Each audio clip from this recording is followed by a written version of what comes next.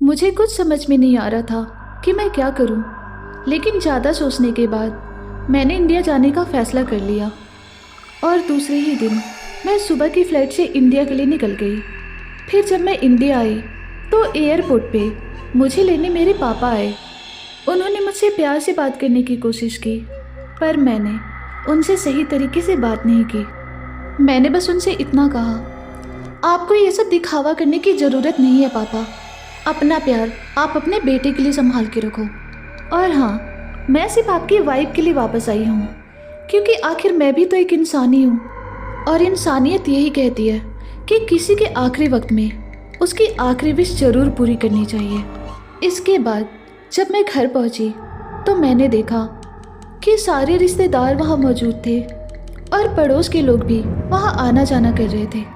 उसके बाद मैं दूसरी माँ के रूम में चली गई तो मैंने देखा कि वो बेड पे लेटी हुई थी।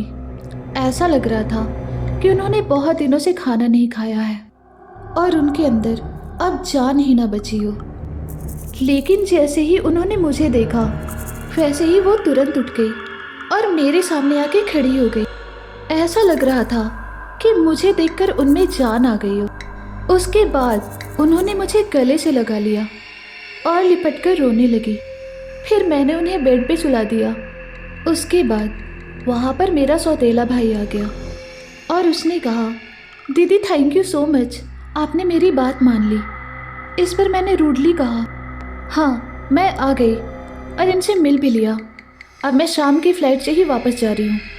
इस पर छोटे भाई ने कहा, लेकिन दीदी जाने से पहले आप इन प्रॉपर्टी के पेपर्स को अपने साथ रख लो।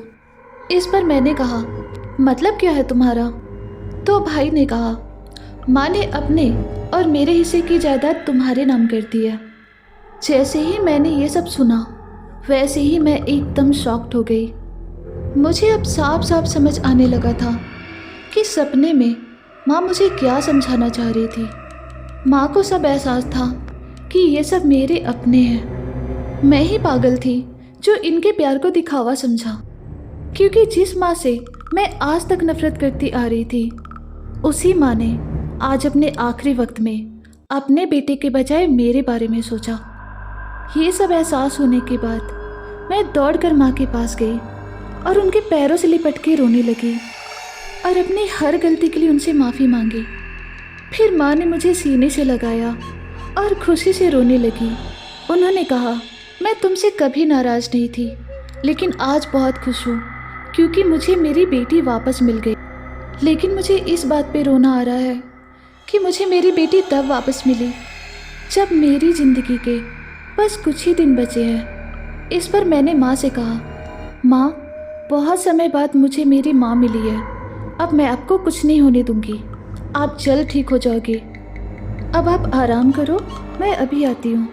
उसके बाद मैं भाई को लेकर बाहर आ गई और उससे कहा, माँ की तबीयत इतनी ज़्यादा ख़राब कैसे हो गई, आखिर उन्हें हुआ क्या है?